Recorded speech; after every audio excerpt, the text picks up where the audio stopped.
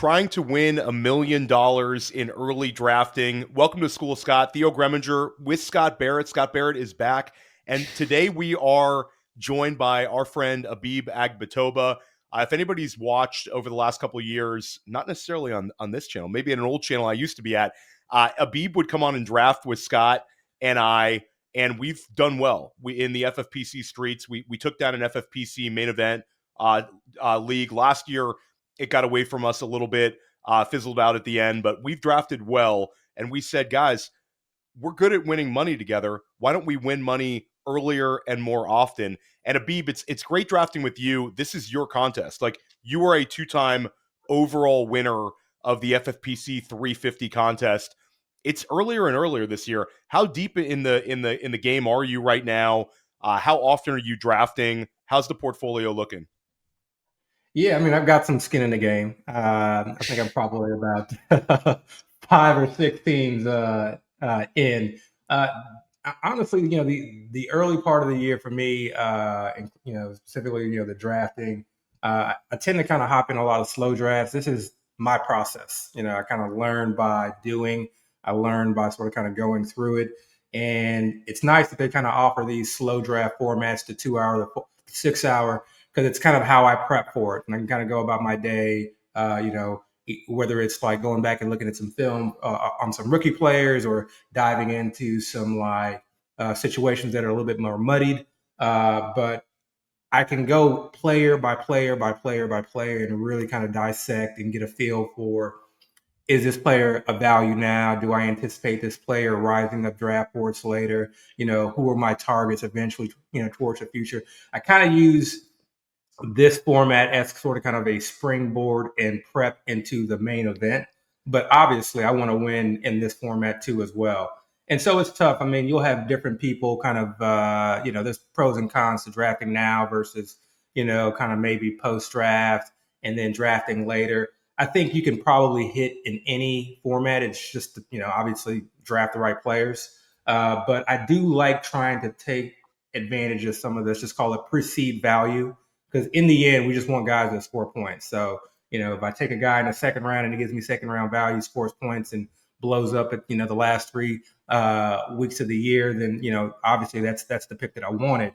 But I love like grabbing guys, like one of the first drafts I did. I think I grabbed Juwan Jennings like in the 10th or 11th round, and then now seeing him sort of kind of steam up a little bit. Those things you can kind of anticipate. Scott, you'll probably harp on the idea of rookies being an advantage. It's kind of almost like a lottery pick too. A calculated lottery pick, a calculated risk, but you can tell that some of these guys are probably going a little bit lower than they should, and they land in the right landing spot. I mean, it's just boom, wheels up. And so I love just sort of kind of throwing a few of those. Or getting a few of those drafts in, because going back and looking at it post draft, you can potentially have some dominant teams if you hit.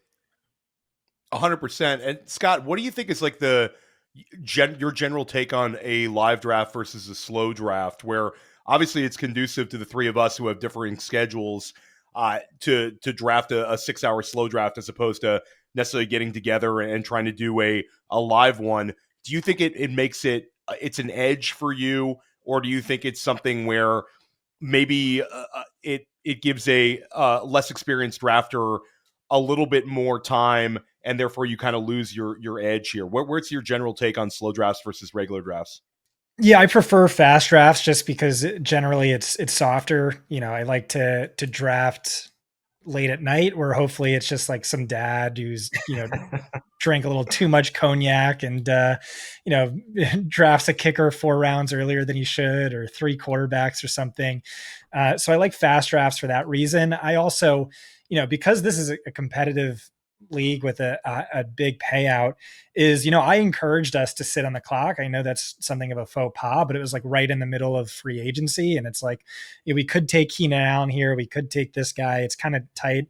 Like, well, why don't we just sit for a few hours, see if there's any news that comes out. But I'm buried lead here. Well, first of all, Abib Agbetoba might be the greatest fantasy football player of all time. So please listen to him. He won the $350 2 years in a row. I did the math based on the number of teams he had. And if fantasy football wasn't a skill game, if it was a game where we all had equal skill levels, the chances of that happening were like 0.00132%. So definitely listen to this guy, very skilled fantasy player. But the biggest lead of all that has unfortunately been buried is that this is your first day on a new job, Theo. How you feeling? What's going on? You feeling like a new man? Oh no, I'm feeling great. Officially full time here at Fantasy Points. My content is only going to be at Fantasy Points. I'm super stoked to be part of the team. Yeah, no, I'm beyond fired up. I gave Abib the good news after I accepted, and yeah, no, I'm super excited about it. I think it was great podcasting with you multiple times this season. We had a weekly pod in season, Scott, but now I've been able to sort of pod with a lot more people at Fantasy Points, been able to bring in some really cool guests. Really stoked for Fantasy Football Daily. Excited about School of Scott doing it a second year with you, and really excited to announce that the Dynasty Life is coming over to the fantasy under the Fantasy Points umbrella, which is a show that I've really built up, and I think will be a show that people really enjoy. So yeah, no, I'm completely fired up. This is a great place, and it's yeah. Sorry to cut you. I just want to say this is like an absolute no-brainer. Like, you're the man, you're a legend, you're an elite, high stakes fantasy player. I do not like doing podcasts or like YouTube as much as I should, because I'm, so busy writing or whatever. But like, it's always so easy to do it with you, and you are so good at it. I think you're just like an absolute superstar on camera, on the mic. I love your articles. High stakes waiver wire article. I read that every single week. And so, yeah, I'm so excited to see what this looks like with you in a full-time role for Fantasy Points. I think it's a huge year for both of us. Yeah, no, I agree. It's gonna be a great year for Fantasy Points, great year for me. A shout out to anybody who's coming over here to watch this on YouTube that followed my work at Player Profiler. I know I announced it the other day on a show, and we got a bunch of new kind of subscribers to the YouTube channel. So hopefully I'm going to see a lot of you guys over there. And a shout out to the Fantasy Points community. I have a ton of respect for what you guys have built, and I'm very honored to be part of the team. So yeah, I think we're going to crush it, and we're going to continue trying to crush it in the draft streets with Abib Agbetoba as well, because this won't be our last draft. And if you want to compete for the same prizes that Scott, Abib, and I are competing in, and the same formats, you could even draft against us three. If you think we're not drafting well, you can use the code POINTS, and you can get $25 off your initial sign up at the FFPC. It's where pretty much all of my Dynasty teams are on the FFPC. I'm in a couple of Dynasty leagues with Abib as well. And also a lot of my redraft action will be in the FFPC streets. It's a great place to play. Obviously, Abib can attest to that. He's been unbelievably successful, like Scott mentioned, but highly, highly recommend FFPC. Even if you've never tried it before, we're basically giving you a $25 off your sign up using the code POINTS. There's a $35 contest that doesn't pay quite as well as the contest we're in, but still a significant prize. You can enter that contest for $10 using the code POINTS. You don't get a better deal than that. So, Abib, let's just dive into it. Yeah. Let's look at our board real here. Quick. Okay, go for The it, Scott. rules of this format. I will say FFPC, they are a sponsor, but this is like far and away my favorite platform to draft on. Like, you have a chance at $500,000.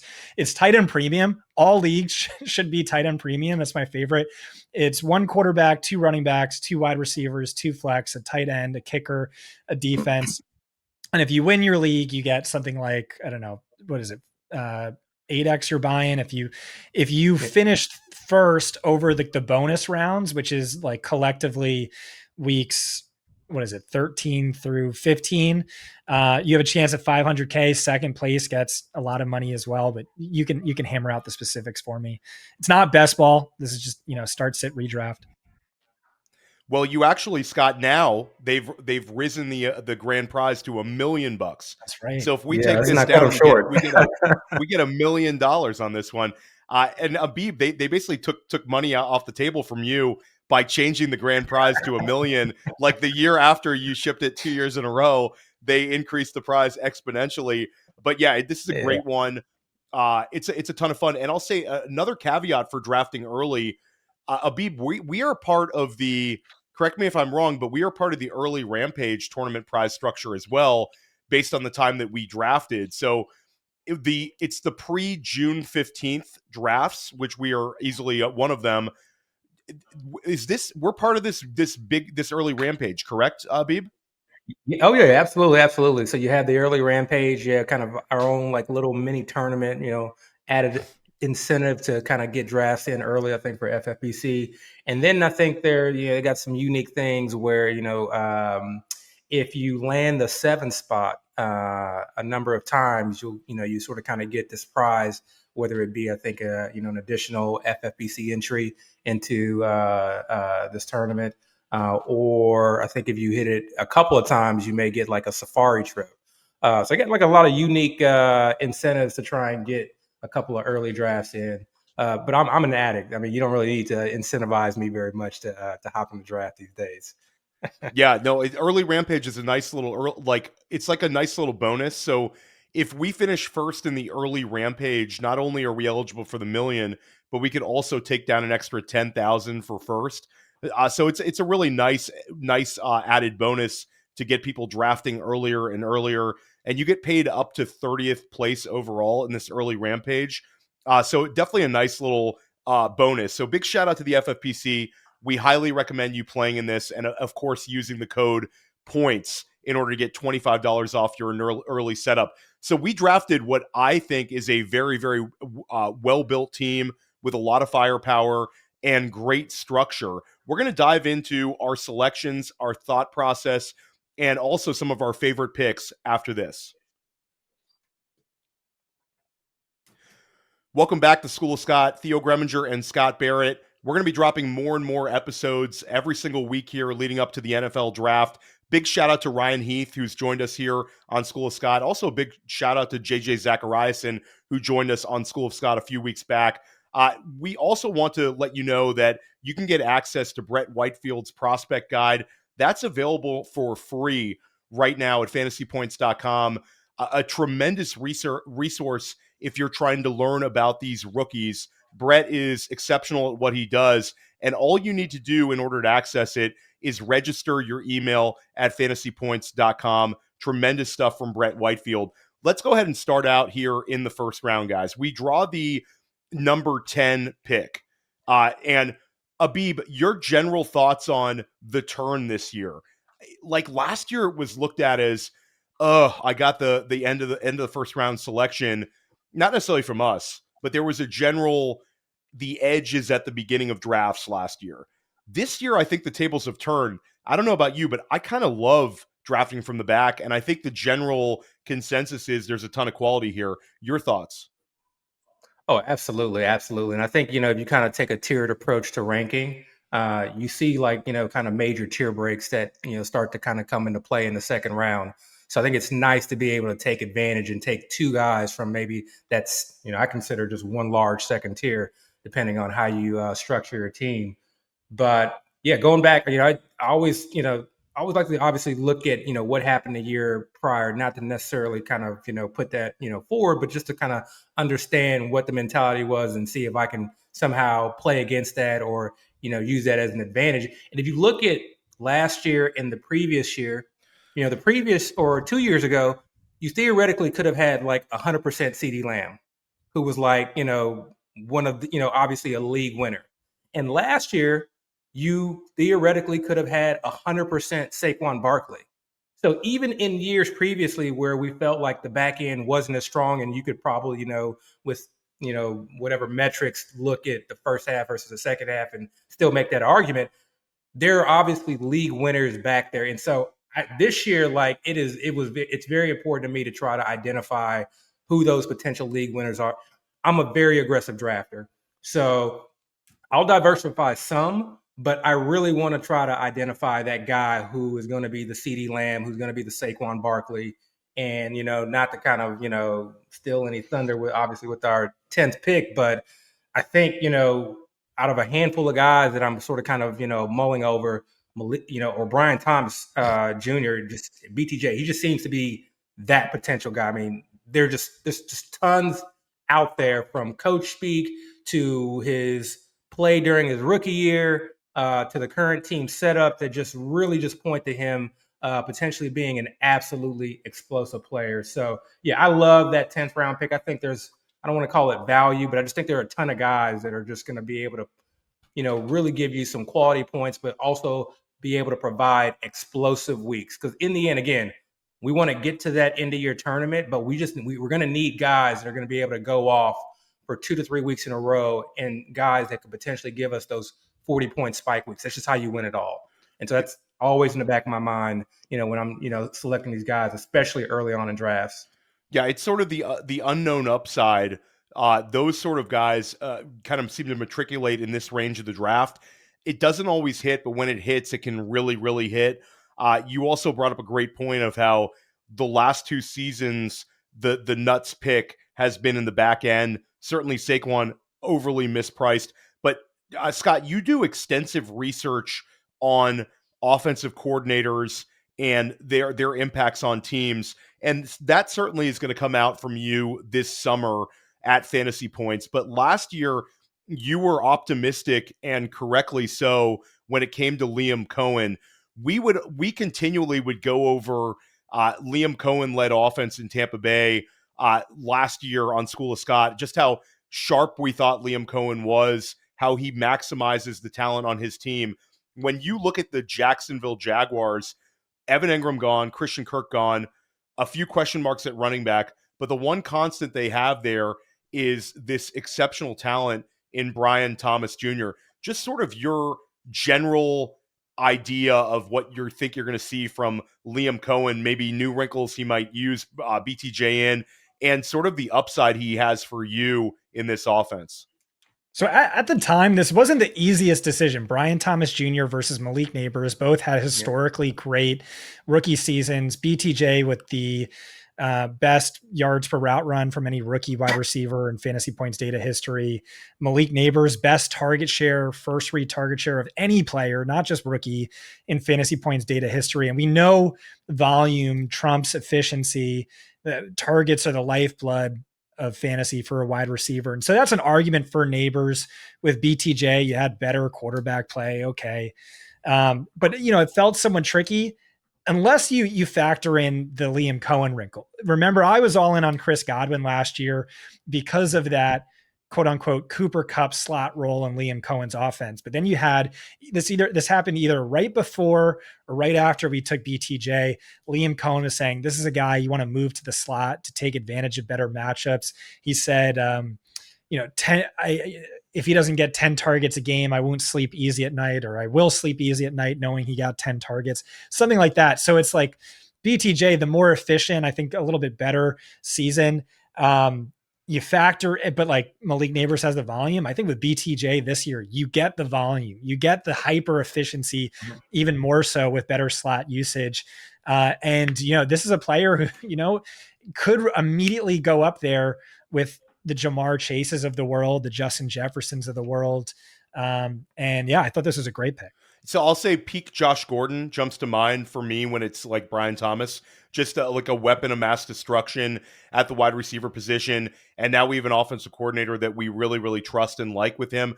So I'll just, for the audience that's not watching on YouTube, the draft went with Jamar Chase at the 1, then 3 straight running backs, the big 3, Gibbs, Robinson, Barkley. We're sort of seeing those guys go off the board in the top 5. Brock Bowers, the tight end premium format, goes off at the 105. Justin Jefferson, 106. CeeDee Lamb at the 107. Amon-Ra St. Brown at the 108. Puka Nacua at the 109. And then we took Brian Thomas Jr. ahead of Malik Neighbors. We sort of looked at those 2 guys as the edge pick here. Abib, just curious, how close is Nico Collins for you when it comes to BTJ and Malik Neighbors? Is it a conversation to be had, or is it I'm going to go with the year 2 guys, despite Nico being this proper alpha that's been very, very good, like a 17 point per game level for us now for 2 years in a row? Oh, no. Yeah. I think Nico is kind of the forgotten guy. Obviously, you look at the Texans last year and just, there's a lot of sour taste in drafters, in the mouth of drafters just because of how they performed. And that was for a myriad of reasons. But going back to, the point that you made earlier, it's a new OC. It's a new offensive coordinator. It's a new offensive coordinator. Obviously, they just sort of kind of jettison, a good majority of their offensive line, for better or for worse. It can't get any worse. I mean, I think they were 32 out of 32 last year. So it can't get any worse. And I heard something interesting. I want to give credit, but I can't recall to who. They made a comment of like, we look at O-line kind of individually as pieces, but it may be one of the easier things to like have a quick turnaround, to jump from 32nd to 15th. And I think we've seen it year in and year out. I remember the Rams a couple of years ago, we were heading into a season. I think it was the year where Stafford was injured for most of the season, and it was just a turnstile offense. I think they had a couple of guys had retired. And the following year, everyone was scared off that offense. And surprisingly, whether it was the OC or well scheme plays, but that offensive line, that new offensive line gelled together. They held up and they were able to, really put out some dominant PPR fantasy players. So Nico, to me, is one of those guys who is an excellent talent. He is obviously going to see the targets. And again, we have a new offensive coordinator, so we can't really just sort of kind of, expect the same type of plays, necessarily the same type of routes. And he's coming obviously from the Sean McVay system. Now he's been with the Patriots. I don't know exactly what to expect, but looking at the current makeup of that wide receiver room, the tight end room, you can expect that he's going to see quite a bit of work. So he's a guy that I think I'm trying to play the board a bit, where I'm trying to, maybe just snag him in the second round. But you can easily make an argument, I think, to take him, where we took BTJ. It's just one of those things where, if he's going in the second round, why not try to get both if you can? It just so happened that we were in a draft where, McBride fell to us. Yeah, no, 100%. Scott, anything to add with Nico Collins? No, I love him. I think he's right there in that tier. Yeah, I think so as well. We've seen it for 2 years in a row with Nico, which for some drafters might be like we have a larger sample size. For me, I'm going to gravitate towards the two younger players. I just think they're exceptional talents, and I think them taking that massive leap forward, I think there might be a higher ceiling than with Nico. I think we've seen it with Nico, but I think when I look at the Houston offense, I think he's going to be somewhere right in that 17 point per game range again, which is great, but it's not necessarily the guy that I want to stake that could potentially win us $1 million. We're going to take a quick break. We come back. We're going to talk about the structural edge of Trey McBride, our second round pick. Welcome back to School of Scott. Theo Gremminger with Scott Barrett and Abib Agbetoba. Make sure you're subscribing to Fantasy Football Daily. I am dropping multiple shows a week with some of the best guests in the industry and at Fantasy Points as well. We're covering a wide range of topics, multiple shows a week this time of year with Brett Whitefield and I taking a look at the 2025 class. We just dropped a very fun show with our bold predictions for the 2025 NFL draft for fantasy football. It would blow both of your guys' minds, but you're going to have to go listen to the podcast. I don't want to reveal too many of these hot takes and bold predictions, but that was a really fun one, and we'll continue to drop shows like that right up until the NFL draft. Let's talk about Trey McBride. Trey McBride is who we went with at the 203, and we saw Christian McCaffrey and Devon Achane go right ahead of him. I think if Achane was there when we were OTC, we would have had a long conversation about him. At least I would have made a case for him. And we did take Trey McBride ahead of Nico Collins. For me, this pick came down to the tight end premium and the structure of getting a guy like Trey McBride. Last year, Trey McBride was top 4 all-time in NFL history at the tight end position with 111 receptions. Unbelievable, just off the charts in terms if you go to Fantasy Points data and you look at things like first read rate, like target share, just through the roof with what you want to see at the tight end position. 147 targets last year in 16 games played, and the points per game were almost identical with Brock Bowers. But Brock Bowers, Abib, we're seeing go 10 spots ahead of McBride in some drafts, and it's the clear tight end one versus the tight end 2. Do you think that that's correct based on Bowers being, obviously going into year 2 versus McBride being a little bit older at this point in his career, and Bowers maybe having the argument for a higher upside? Or do you think McBride is undervalued right now in this sort of format? Honestly, I don't know. I mean, and a lot of this just kind of comes down to I don't know what Chip Kelly is going to do with Brock Bowers. He just seemed to be an absolute target hog, and obviously, we can all kind of make that argument. Targets are earned, not given. So, one would suspect, with his the best other receiving option on the team being Jacoby Myers, that he would lead again the team in targets. I think the offense would be better this year or should be better, but I don't know if maybe they go to a little bit more of a run heavy approach. I don't know if overall they're a better team, less negative game scripts. We're seeing less garbage time production. I think in a vacuum, if I had to make a kind of a decision now, I absolutely would much rather have Trey McBride second round than drafting Brock Bowers in the mid first. I'm going to have to stomach it and maybe, make sure I have a few shares. Hopefully, can kind of grab them at the back end of the first round. But I think right now, to me, you're going to probably hear this all off season, but TD regression, seeing that many targets and having that few of TDs is something that's likely not to repeat itself. Unless Kyler continues to be Kyler, but it's another story. Yeah, and Kyler really, really loves Trey McBride and seems to over target him. And I think the scheme is really advantageous for McBride. And also, we didn't see Marvin Harrison Jr. Take off and really look like a guy who's going to be getting the sort of target share that we for the wide receivers that we talked about a little bit earlier. Scott, anything to add about Trey McBride? I think structurally the pick was fantastic for us. Your general thoughts on him heading into 2025? Yeah, I remember round 1, like drooling about the chance that Brock Bowers can make it to us and like thinking about Bowers' upside, where it's like, could I take him at 101? Like, Max Toscano has a great article on Substack about this, where he talks about Bowers, where he's basically Puka Nacua. Like, they basically play the same position, and Bowers is so good that if like you made it illegal for him to play in line, he'd still be one of the best slot wide receivers in football. But the fact that he can just like makes him that much more potent and deadly of a cheat code. And like, in my head, I'm all hyped up about Bowers. And I think I say something to you guys and you're like, well, 1, he's not going to last to us. 2, why not just grab McBride in round 2? And then, what? That's right. It's like, they were tied in fantasy points per game last year in tight end premium. The only receivers ahead of them, fantasy points per game, Jamar Chase, Chris Godwin, Puka Nacua. And like you said, McBride did that with 2 touchdown catches. There's no way that repeats. And so he's a cheat code just like Bowers is. And if you can get him this many spots later, I think that's a great value and, a deadly asset to our team in this format. So guys, one thing we saw in round 2 is a running back cleanup. Just a rapid fire: Jonathan Taylor, Breece Hall, Bucky Irving, Ashton Genty, and then let's just go ahead and throw Chase Brown in the mix there. They're all sort of going in a cluster. Obviously, we saw Devon Achane and Christian McCaffrey start off round 2.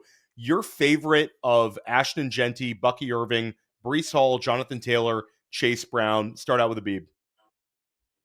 Yeah, I think Genty is probably definitely at the top of that list for me. We'll see what happens with the draft, but at this stage, I mean, it can't be understated. Like, I think we talk about generational talent and he looks great on film. Like, I just need people to like really, like understand this guy is special, like special. And however many times you hear it, you're not hearing it enough. And so I think it's like very, very important that you realize like he's not being steamed up. He is like probably very, very much a value. So he's kind of in its own tier for me. Like, he's in the Devon Achane, Christian McCaffrey, and you can make arguments for either or. I'm kind of, back on the CMC train this year for a couple of different reasons, but I have him in that tier.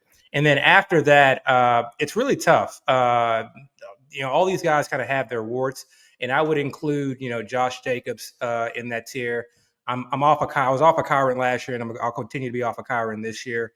But, if I have to have my pick where things stand right now, honestly, it's probably Chase Brown that's leading that next tier, followed by Bucky Irving, Jonathan Taylor, Josh Jacobs. And then sadly, I don't know, I was kind of higher on Breece Hall, and just like the more and more that kind of comes out, the more and more I hear. We just had, a recent coach speak. And, they kind of mentioned that we have three great backs. You don't want to hear things like that. Obviously he wasn't coming off the greatest year. And that offensive environment, we'll see what happens. Again, new OC, so all bets are off. But I think right now his ADP is dropping, and yeah, I'll take advantage. But I was just in a recent draft where Breece Hall went at the back end of the third round, so he's definitely one. He's in that kind of classification of do not reach. Maybe grab him at value, and then let's see how the offseason plays out. See what what we get from coaches and offensive coordinators, and if it maybe gives us a little bit more insight in terms of how they're going to use him moving forward. I'm 100% Genty's the edge if you want to go running back in this range. And I think that the Genty in this sort of range is going to disappear after the NFL draft. He goes inside the top 6-7 picks in the NFL draft. He's going to be like the 10th overall pick. People have steamed up that rookie that gets drafted highly time and time again. And when it comes to Genty, he's just such a known commodity. I think he'll go ahead of where Bijan went as a rookie. Scott, anything to add in terms of like a running back you like in this range? Just early vibes for you? Yeah, no, Gene T will be a round one pick in a month. But yeah, I also really like McCaffrey. I think this is early for where he typically goes, but we already butted heads on McCaffrey in one of our last episodes. Yeah, I'm like the anti-McCaffrey one of the three of us. I put him a little bit lower than Scott would have been comfortable with in my early top 25 rankings. We're gonna have a top 50 update coming out at Fantasy Points soon. That's still being worked out. But Christian McCaffrey, for me, it's just, I think we've seen the best football out of him. And I don't like drafting a guy when I don't think it's going to be a ceiling. And certainly with McCaffrey, a 19 point per game, and that's not even near his ceiling. Like, that's the argument against it. But last year, he was like 14 points per game. He had trouble staying on the field. We had the trip to Germany. And guys, Father Time is undefeated, even with Christian McCaffrey. So we'll continue arguing about him all off season long at School of Scott. Let us know, are you team Scott and Abib, or are you team Theo when it comes to the Christian McCaffrey slander? Let's keep this thing going. End of the third round, fast forward. Lamar Jackson goes off the board at the 309, which would have been a really, really fun value for us. But Lamar goes off the board at 309. We're sitting there at the 310. We have Trey McBride already on our roster, but we chose to go with George Kittle. He's my tight end 3 overall right now. We got him at, of course, the tight end 3 spot, but we embrace the FFPC tight end premium format, and we get a player that may really benefit from the wide receiver change. Deebo Samuel's a Washington Commander. Brandon Ayuk could be gone. We like Juwan Jennings. We're hopeful for Ricky Pearsall. We'll talk about him later. But Abib, do you think this could be another big season for Kittle based on the current makeup of the San Francisco 49ers and the quality that he gave us last season? Yeah, I mean, I think this year we finally get it. We finally get this athletic freak, this explosive player who's normally sort of kind of up and down, boom, bust, boom, bust. I finally feel like this may be the year heading into the offseason where we see actual consistent production, and we see him maybe even be the primary option. Like, when I look at the San Francisco 49ers just as a whole, okay, obviously, to me, it seems that their ownership is like, we're not spending any more money, figure it out. We're not necessarily, choke or not necessarily, trying to tank or anything like that, but we don't want to spend any more money. So they're sending all these players out, they're sort of kind of looking at it from a different standpoint and a different vantage point. They're also about to give Brock Purdy this massive contract. Theo, you've already kind of mentioned CMC sort of kind of, towards the back end of his career. So what are we going to lean on? So, from a money standpoint, Kittle's got a contract, Purdy's getting his contract. And then from like a receiving option standpoint, we're looking at, yes, we like Juwan Jennings. Yes, we like the potential for Ricky Pearsall. But when you put them up against a George Kittle, to me, like if I'm kind of putting together an offense and a game plan going into a season, why is he not one of my top, if not my top receiving option? And so from that standpoint, I love him, and I think his like potential to like score double digit TDs, be a threat in the red zone is just a massive value as well. You always have these random players that score 15, 14 TDs that really kind of set you apart. And he's one of those guys who is utilized in the red zone, but then also has the sort of kind of explosive ability to be able to score from distance too as well. I love Kittle in the back end of the third round. I think this is going to be a year where I'm really just going to kind of go all in and just anytime I see him at that back end of the third round, really make it a point to try and get as many George Kittle teams as I can. Yeah, and he's almost ageless wonder at this point. 15.8 points per game was actually higher than Trey McBride and Brock Bowers last year. He had a career high, or excuse me, the second highest receiving yards of his entire career, had over 1,100 receiving yards in only 15 games played. Scott, you've often advocated for drafting tight ends in a tight end premium format just based on the potential edge they give you versus a wide receiver because of the 1.5 point tight end premium. Kittle here seems also like the edge pick. We took him ahead of James Cook, Mike Evans, Marvin Harrison Jr., and Alvin Kamara. I'd easily take him ahead of those four guys. Your general thoughts, Scott? Yeah, so I just love Kittle. He might be my favorite player in the NFL until Travis Hunter gets drafted. I think he's the most valuable non-quarterback in football. He's led the position in yards per route run in 6 of the last 7 seasons. Last year was maybe his best yet. He was top 5 among all players at all positions, was also PFF's top graded blocker among tight ends. He's just a freak. And, in past years, you might have said he's like typically better in like a half PPR than a tight end premium, not really a possession guy, but wasn't really the case last year. And like, they don't really have a choice without Debo, with Ayuk out for the first half of the season, Christian McCaffrey with his issues. And so, yeah, I see this as a potential league winning pick, and just to the value of the position in this format is it gives you like a really high floor where like, bye weeks or injuries, or even if not the case, like I'll often have 2 tight ends in the flex. And then if you get a stud, more upside, and then like positional scarcity as well as for the really, really high end producers. So I love this start. Yeah. I had a team. Go ahead, Abib. Sorry, real quickly. Yeah, I had a team last year, Jamar Chase team. So take that, obviously, note that. But I drafted Kelsey, I drafted Mark Andrews, and I drafted George Kittle. And we all know, everyone considered Kelsey, at least for where he's going, and Mark Andrews both a bust. That team outscored the second place team in my league by, I think, 150 points. It was one of my highest scoring teams, even with those 3 tight ends. But that just shows you like how potential of an advantage you can have. And then imagine like having the Brock Bowers and Trey McBride combination. I mean, I'm 100% in agreement with Scott. Like if you land on these guys, like they can be just massive league winners. And then when you're heading into a tournament, a great team to kind of differentiate yourself from the pack.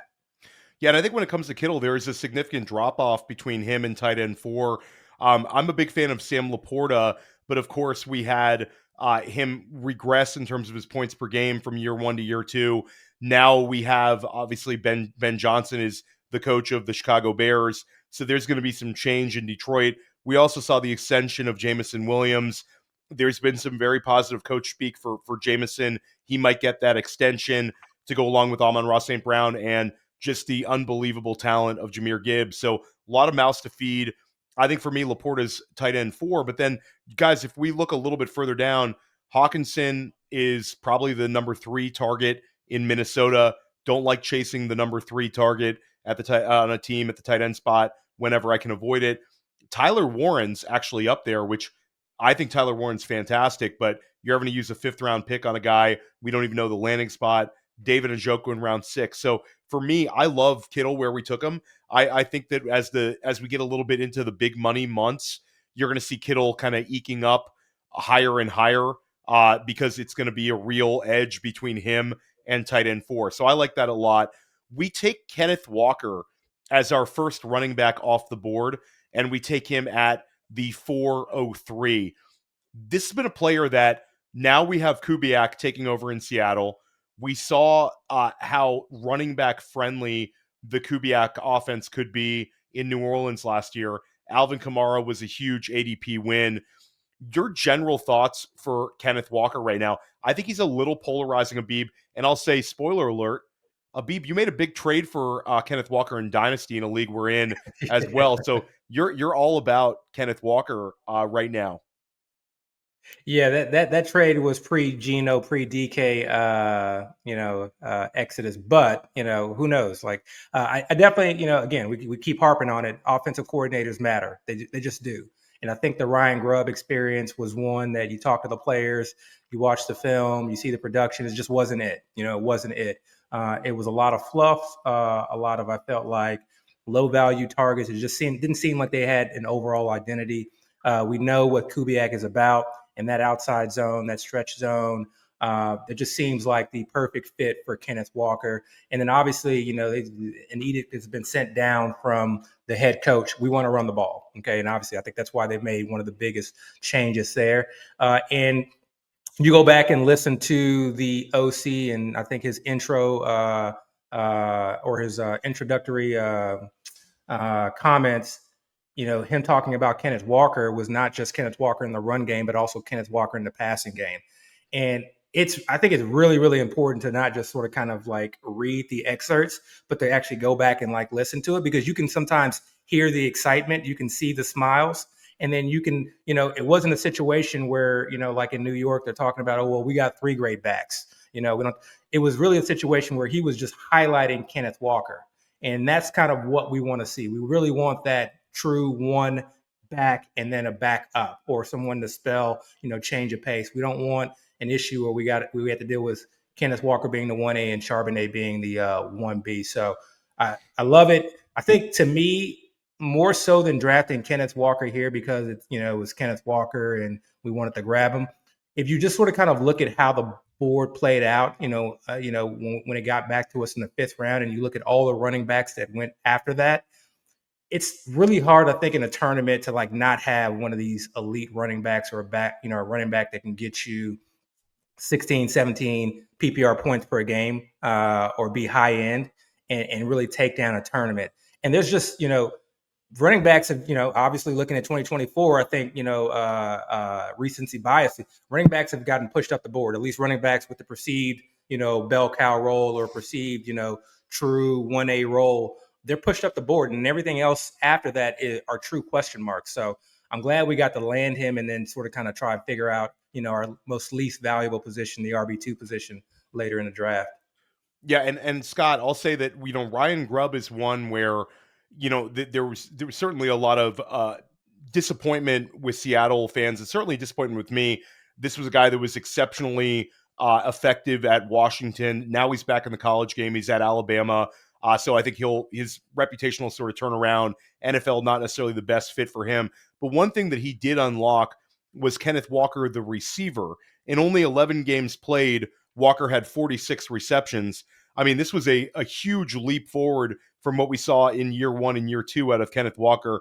I think, like, to Abib's point, when we look at where we're sort of able to get an anchor RB, a hero RB build, but only in the 4th round, Kenneth Walker averaged over 16 points per game last year. I could easily see him outscoring Jonathan Taylor, Breece Hall, Chase Brown, Josh Jacobs, Kyron Williams, like multiple guys that went ahead of him in this particular draft. Your thoughts on that, Scott, and your thoughts on him after the Sam Darnold signs, Geno Smith is gone, moves in Seattle? Yeah, I mean, this might just be a player I'll just miss on throughout the rest of his career. He's awesome when he's healthy, can't seem to stay healthy. But I had some mild concerns that a new OC can't stay healthy. that maybe Zach Charbonnet eats into more of his workload. But no, like the coach speak has been amazing. It seems like they clearly trust him to be their guy in the same role that we were promised last year that he had when healthy, as a bell cow, heavily involved in the passing game. Sam Darnold, I think that's great. This is an old school head coach who has just talked nothing about wanting to run the ball. I don't think the OC changes anything. Sam Darnold, something he said they really valued in bringing him on board was play action from under center, not under shotgun. And like, that's the style of offense. More outside zone is what you're going to see from Seattle this year. That is a perfect fit for Kenneth Walker. That's what Brett Whitefield has talked about. You see that in the numbers as well. And so you wheels up. I'm really excited. He just needs to stay healthy, and I think he could be, an easy round 1 pick next year.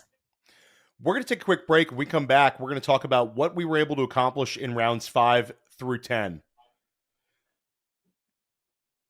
Welcome back to School of Scott. Theo Gremminger with Scott Barrett and Abib Agbetoba talking about our hopefully $1 million winning team in the FFPC $350 Big Gorilla contest. If you want to play FFPC, use the code POINTS and you can get $25 off your initial sign up. You can compete against Abib and I and Scott Barrett. We're going to be doing more shows like this throughout the offseason. Round 5, guys, we'll go a little bit faster on these next few picks. We get to the end of round 5, we start seeing a few wide receivers go off the board. Tet McMillan goes early 5th. Devonta Smith goes at the 508. Zay Flowers at the 509. So we felt a little bit of pressure to get our first wide receiver selection. We end up going with Chris Olave. Abib, could this be a post-hype sleeper? Kellen Moore was hired as the head coach. Olave is obviously a guy where we're not used to seeing him available near the 5-6 turn. In previous years, he was looked at as a really hyped asset, second round value, that sort of guy. Your thoughts on Olave this year in this offense? Yeah, I mean, obviously, the injuries have sort of kind of really been an issue for him, staying healthy. And then anytime you add in the concussion factor, especially someone with multiple concussions, it's tough. That doesn't mean that he can't get through an entire year. And 5th round from a guy that was going, being drafted in the late 2nd round, could potentially be, some real value. Again, new OC, Kellen Moore.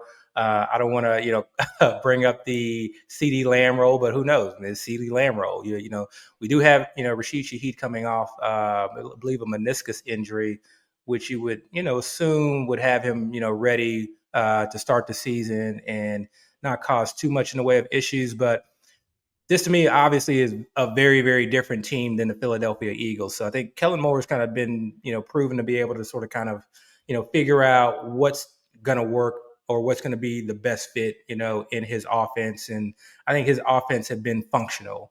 I don't think they've been amazing or as much as we would have liked, but I think, when you look at the elite fantasy options in that offense, I think they eat, whether it was Eckler and Keenan Allen, and even some Mike Williams when he was healthy, and Justin Herbert, and then obviously in Philadelphia with Saquon Barkley. And I thought, to me, Philly last year was just a dominant team. They were blowing teams out. They, were able to take their foot off the gas, going into the 4th quarter. Pass volume was just like almost historically low, even for, a Jalen Hurts team, when you compare to years past. So their passing volume was just a little bit lower. I don't think we see that with the Saints. I don't think we see a situation where they're just dominant. I don't think we see a situation where they're able to, go into the 4th quarter and take their foot off the gas. I think their overall structure of the team is very questionable. So I see them like really having to sort of kind of, potentially put up points. I am not a Derek Carr hater, and I'm not a Derek Carr fan, but I do think Derek Carr is good enough to support a 1 and 2 option, and then even an Alvin Kamara. So I think there's definitely some upside there, but I think there's obviously risk also baked in, and that's why he's going at the back end of the 5th and 6th round. Well, nothing gets Scott Barrett more hyped than hearing the word CeeDee Lamb roll or Keenan Allen roll in a Kellen Moore offense. Scott, I can remember the Devonta Smith narrative last year, hopefully for that sort of role. So I think Olave is an interesting one, and that could be one that, when we get through the NFL draft, it's just a lack of mouths to feed in New Orleans. obviously the concussions are scary with Olave. If he gets another one, he could miss a long time. But role wise, you have to be sort of excited about that. Anything to add to what Abib said? No. I just wanted to thank Abib for putting me on Keenan 2 years ago, because Kellen Moore, or Keenan himself, said, "Yeah, I'm going to be playing the CD Lamb role in Kellen Moore's offense," and no one else noticed it. And I jacked him up my rankings, and he was a top 3 wide receiver by fantasy points per game that year. So 20 points per game hopefully, that year.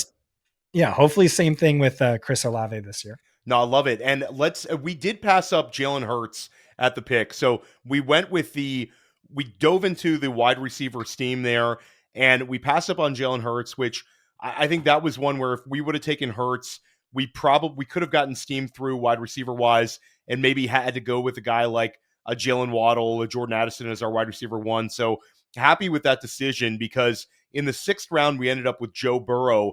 I love this pick.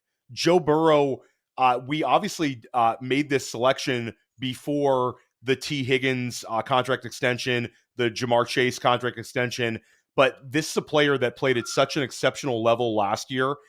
He could end up having a Peyton Manning like 50-plus touchdown pass year at some point in the near future, hopefully this year. Your thoughts on Joe Burrow and the edge he gives us in round 6 here, Abib?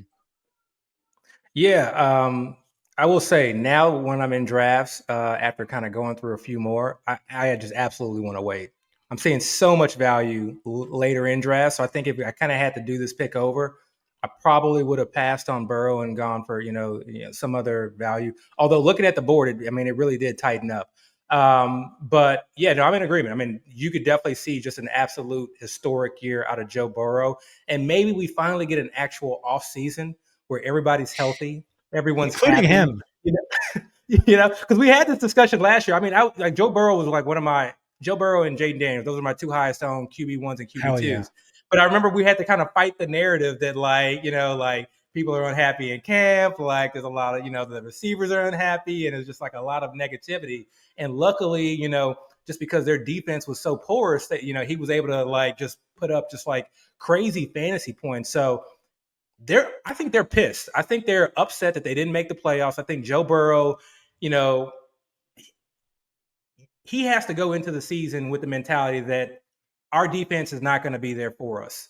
We're going to have to score 40 points per game, old school, Denver Peyton Manning teams, old school, Pat Mahomes, and we're just going to have to just put up just massive points, and then make sure that we are far enough out so that our defense can't pull us down.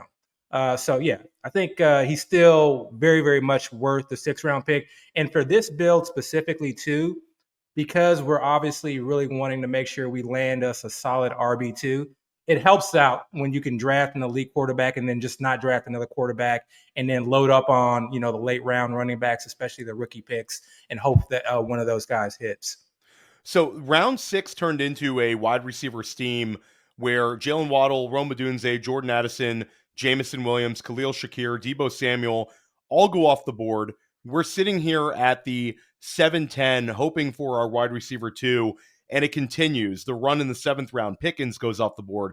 Jalen McMillan goes off the board. Jerry Jeudy goes off the board. And we were hopeful for Juwan Jennings. He goes 3 picks before us at the 707. We end up taking Ricky Pearsall as our wide receiver 2. I think this is one at the time. Structurally, we argued about Ricky Pearsall versus Tyrone Tracy, and we eventually came to Pearsall because of the positional need of wide receiver. And also, I made an argument that, Scott, you referenced guys going much higher in next year's draft. I think that if everything goes well with Ricky Pearsall this year, you could be talking about Ricky Pearsall as like a 3rd round pick in the FFPC format next year. I think he's got that potential if he inherits some of the Deebo touches and certainly that every down roll that Deebo had. Could he be the manufactured touch guy in San Francisco? We also get a little bit of correlation with him and George Kittle. Your thoughts on Pearsall right now, Abib? Do you share my enthusiasm? Do you think it could go both ways here? Range of outcomes with Pearsall. Yeah, honestly, again, I'm going to go back to I don't know because I don't know. Now with an off season, in my mind, Brandon Ayuk is just not there. Not necessarily that he's going to get traded, but I just think with that, when I look at the injury that he had, the multi-ligament injury that he had when he had it, I'm not anticipating him to be ready at any point in the season. And then even when he comes back, it's going to be a slow burn. So I like the idea that, we probably have at least the first 8 weeks to sort of kind of just look at this being Kittle, Pearsall, and Jennings as the kind of primary receiving options. And then obviously CMC. So what role is he going to get? He's not a Debo type player. He from a receiver standpoint, obviously runs better routes and may allow them to do a little bit more what they want to do from that side of the ball. But I do feel like he could, be someone who could see 7 to 8 targets per game. I just don't know if he can pull enough from Jennings or take over as the leading wide receiver, again, excluding Kittle on this team. It's just tough. It's tough. I don't know where I'm at with that. They go so close to each other or close together. The market has them, I think, neck and neck, and I'll probably end up with about equal amounts of both, maybe more so leaning Juwan Jennings if I had to pick right now. Yeah, I think I'd prefer Jennings as well. But I do think Pearsall does have some room to run in his redraft price. The Dynasty marketplace, you're almost boxed out from getting any Pearsall. The Dynasty marketplace has gone sort of in fuego for him. But I think here at the end of the 7th round, a high upside wide receiver in Pearsall makes some sense. We'll come back to our 8th and 9th round pick, but I want to fast forward to round 10. In round 10, at the 10:03, we got Josh Downs as our wide receiver 3. Scott, I'll turn this to you because this is a player that usage-wise was, again, off the charts at Fantasy Points data. This was a player that we had talked about if Anthony Richardson was not the quarterback and it was, in fact, Joe Flacco, we could see some crazy usage numbers from Downs. Last year, we had a pretty decent sample size of very positive fantasy scoring from Downs. Now you've got a potential Daniel Jones, Anthony Richardson competition in Indianapolis right now. This could be a really good value pick for us. Your thoughts on Downs? Yeah, last year one of my hot takes was, I don't know why Pittman's going 6 rounds ahead of Downs or whatever it was. Like, I don't even know that he outscores Downs this year. I really like Downs. And, you saw that, way better usage production than Pittman. I know Pittman was a little hurt. What really held him back was the quarterback play. Anthony Richardson, fewest completions per game, worst completion percentage since Tim Tebow. But in games with Flacco, it was top 3 target per route run, top 3 target share, really, 18 plus fantasy points per game. And so it's just a bet on, well, maybe Richardson improves, or more likely Daniel Jones is the quarterback and Downs just goes back to being that guy, sort of like Amon-Ra light. And so, yeah, I really like Downs. I like that pick. I like the upside it provides. Yeah, and I think structurally we really got kind of bailed out by that pick a little bit, guys. As our wide receiver 3, I like that one a lot. Abib, I want to turn it back to you because Travis Etienne was our selection at the 8:03. So Tyrone Tracy went off the board at the 7:12, a guy that I think I would have taken ahead of Etienne. Tony Pollard went right after Tracy, and then we went with Travis Etienne. This is one where we had a little bit of an argument in our chat. Always a friendly argument, guys, but this is an actual argument pick. Some of the picks we all agree, like this is the edge. You made an argument for Travis Etienne. Obviously, we talked about Liam Cohen. Again, we get correlation here with our Brian Thomas Jr. Selection. Potentially, Travis Etienne could theoretically return to his 2023 numbers. Took a huge dip last year. Tank Bigsby was more effective as a runner. Your general bull argument for Etienne, is it receptions? Is it Cohen fitting better into Cohen's structure? Your thoughts on Etienne?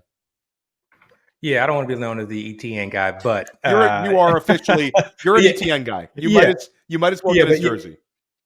Yeah. So I would actually, talk about Etienne, Ramondre, and DeAndre Swift all kind of in the same bucket. We made the argument for how these rookies could be like tremendous values and draft day winners.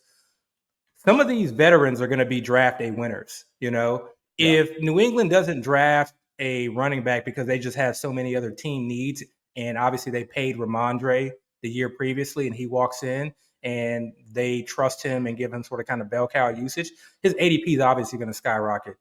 DeAndre Swift, as much as we don't like to stomach it, like, what if Chicago does not spend an early draft round pick or even a second round pick on a running back? And they, with Ryan Poles, the GM, he, talks to Ben Johnson, say, hey, we've invested a lot in this guy. Let's, at least for this year, kind of lean on Swift, and that's a guy that can be used in the passing game. He's going to be a value. And he ended the year in a fairly decent way. I know his history with Ben Johnson in Detroit, but different GM, different team, different circumstances. And so then that kind of gets us to Travis Etienne. Last year, I think he was going in the second, third round because he, the year previously, obviously he really outperformed expectations. But when I look at the Liam Cohen offense and I look at what they did in Tampa Bay and what they did with their running backs, having both of them on the field at the same time, but even more so the way they utilize them in the pass game. And then I look at his counterpart. And again, Jacksonville is definitely one of those teams that has a ton of team needs, I think. So if he's able to escape the draft and they don't draft anyone of significance, and I think to me that's the first top 3 rounds, which I think is very doable. If they're able to escape the first top 3 rounds, and to me it's Travis Etienne that is likely going to be that guy that is a big winner from the draft day. And when you compare him with the other running backs, on that team right now, he to me is the only one that really offers any significant receiving option. So to me, it's that that usage in the receiving game that I think could be a tremendous value. I expect him to split time, but if he's getting if he's getting some red zone and he's getting all the receiving work, I think it's a steal in the 8th round. Yeah, I think that you nailed it. The outcome for Travis Etienne is the receiving work, because the lack of a wide receiver 2, Diami Brown and Gabe Davis is the wide receiver 2, Brenton Strange and Johnny Munt competing at the tight end spot. Brian Thomas Jr. can only catch so many targets. We hope he gets like 200 targets for our team, but this is more likely a guy that is a 30% tops target share guy, to his 25% as a rookie. So I think him taking that natural leap. But after that, there's need for secondary pass catchers. Like you said, it works both ways with these running back landing spots. If a guy like Etienne has to face his second round running back, he's torpedoed on draft night. But if he's able to escape with a sort of a bruising back and maybe is more of a competition for Tank Bigsby, then I think he could survive. So this is definitely one where we took some risks here with Etienne, but structurally it makes sense. This is I know you didn't like it. It's Scott, and Scott, you never like committee backfield, Scott. And I'll say this: you have talked about how you think so many of these backfields are going to get destroyed by this incredible rookie class. We that was sort of our goal going in, was to heavily attack the rookie running backs, which we really did. But Scott, we had to pull the trigger on a committee one, and also when Abib Agbetoba, the 2-time FFPC overall winner, stumps for Travis Etienne in the 8th round, we got to give it to him. But Scott, the next pick I just is one think he's you so love, washed right? after all these injuries. But yeah, the hope and dream and like the upside is still committee back. But who knows? Maybe I'm wrong. I'm doing all this rookie prospect stuff, and Etienne just keeps popping where it's like, this was the best yards after contact per attempt since Travis Etienne. This is the best since and like I look at him now and it's just like post Liz Frank or the accumulation of injuries. I just don't think it's the same guy, but I get it. Clear position need. We only had Kenneth Walker, but then we did load up on rookie running backs, which I just think this is a stack class. You get them, rookies hit their peak immediately. They're all undervalued because of like perceived uncertainty. And I know for sure at least one of these guys, maybe 2 of them, are going to be players we can count on more so than Etienne.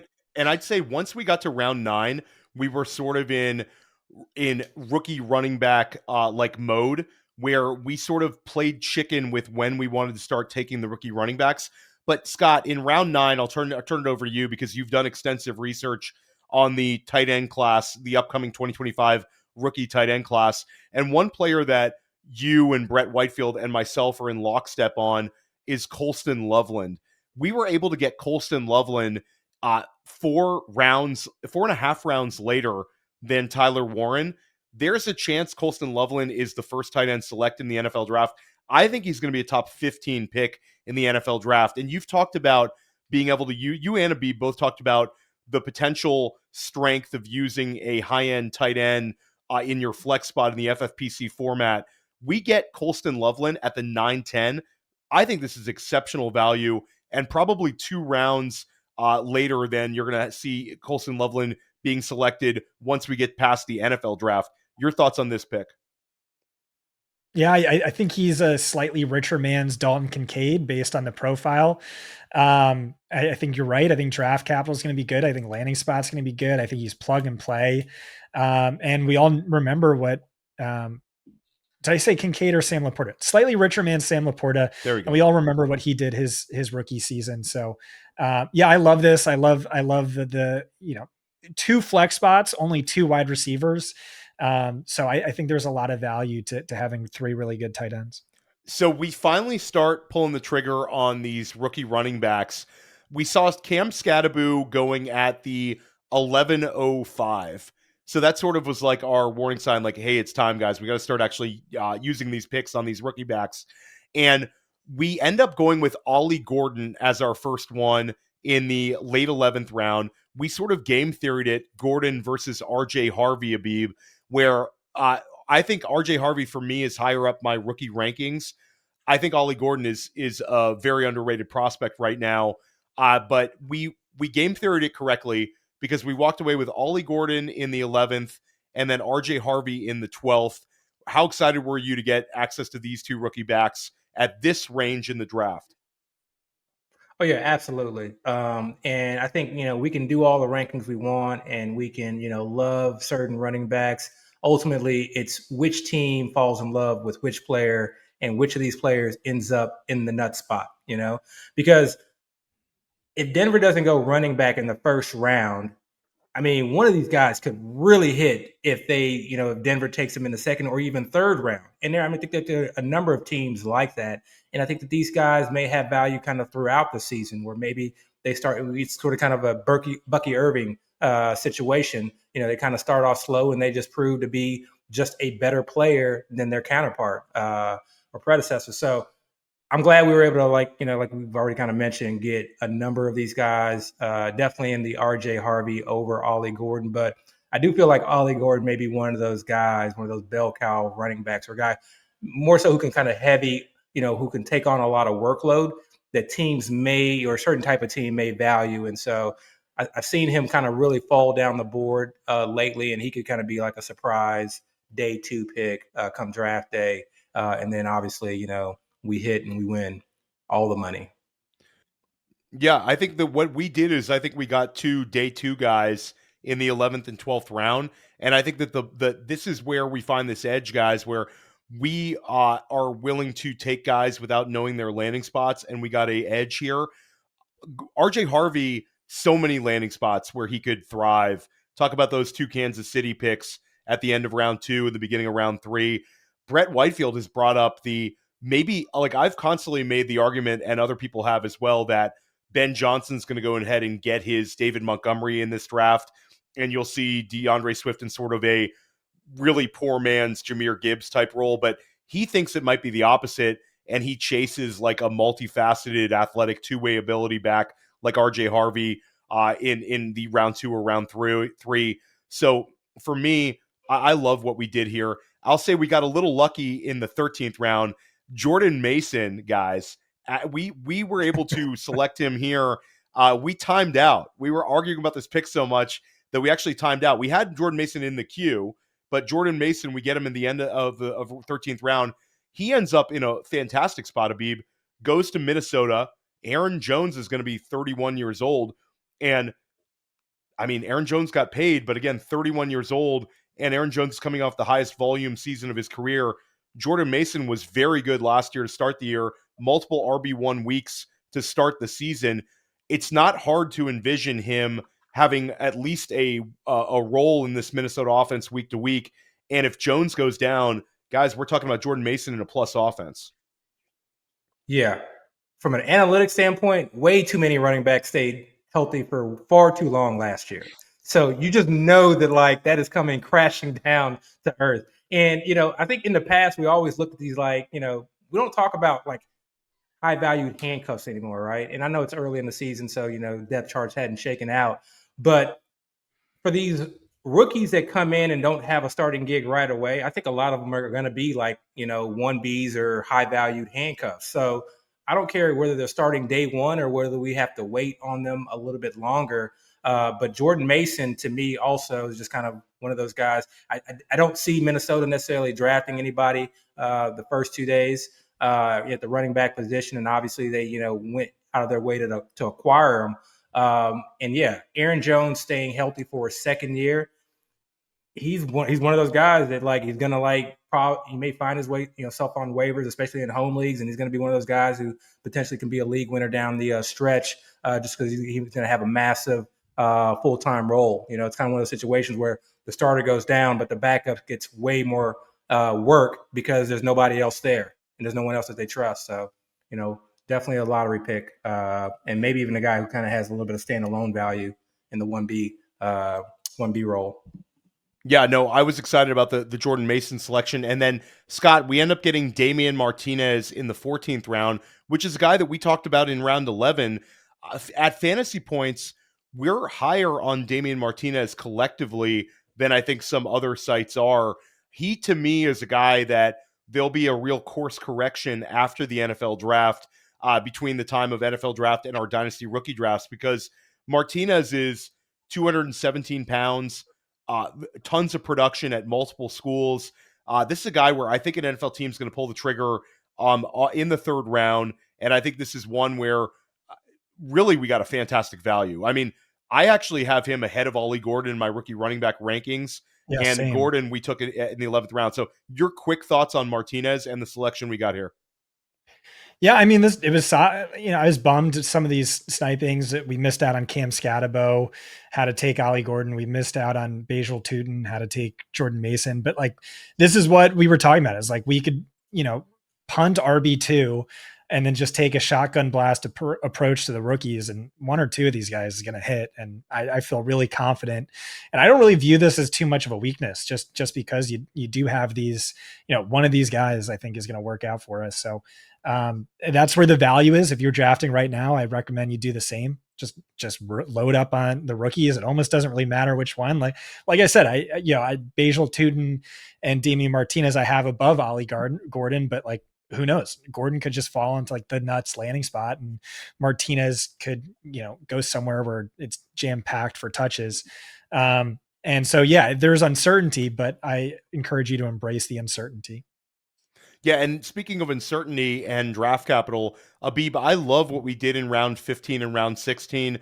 We had Jalen Knoll and Jaden Higgins queued up for a while.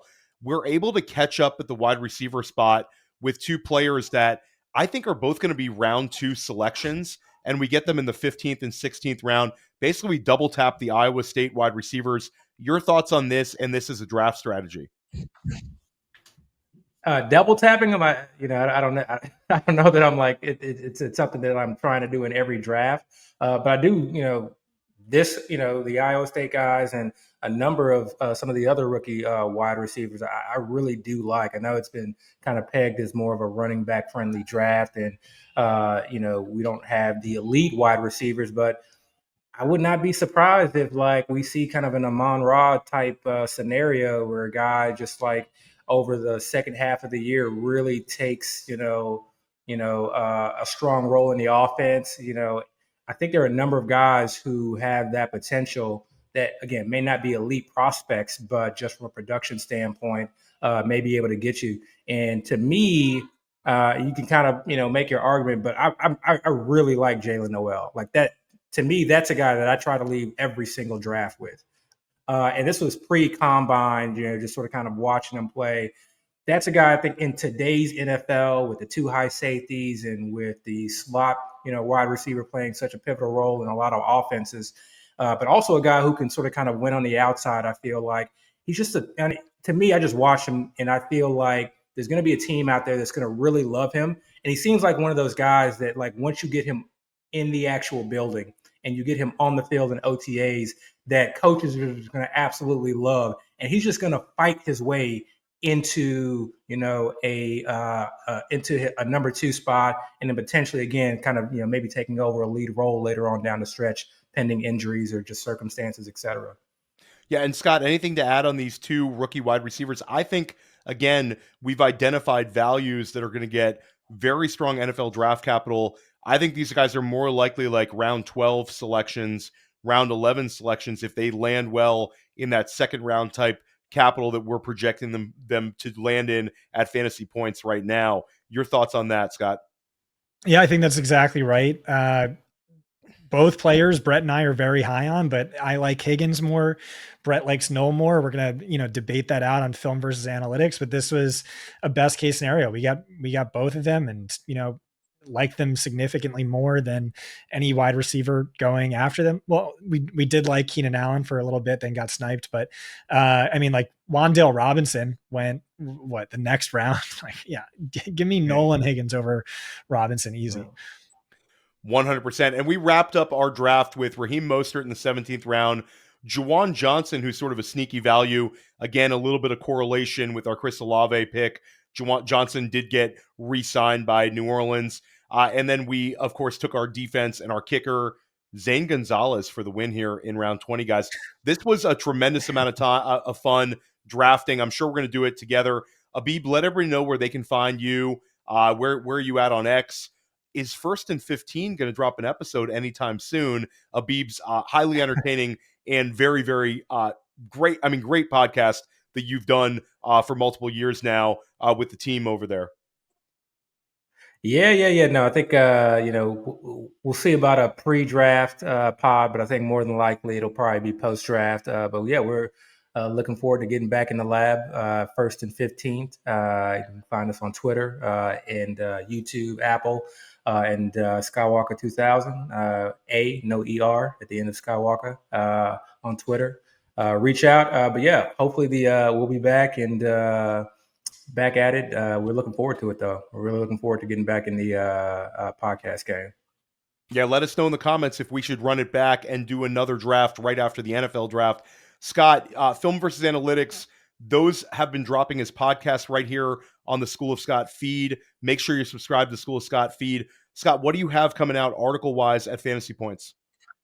Putting the final touches on my rookie wide receiver article, my rookie running back article out shortly after, and then we're going to go ham with video and podcast content. Theo, I'm long overdue. Yeah, no, we've got some very cool stuff planned at School of Scott, and I've got some very cool stuff planned at Fantasy Football Daily. Dropped a great episode with Brett already this week. Gonna drop another one with Brett, diving into these rookies, getting you prepared to crush your dynasty leagues, crush your redraft leagues with the best coverage of rookies anywhere in the fantasy industry. And I have Andrew Cooper of Fantasy Alarm joining me later in the week, the FSWA Writer of the Year, and one of the really fun guys to podcast with. Coop's got some really, really strong takes, and he's going to be definitely a great listen.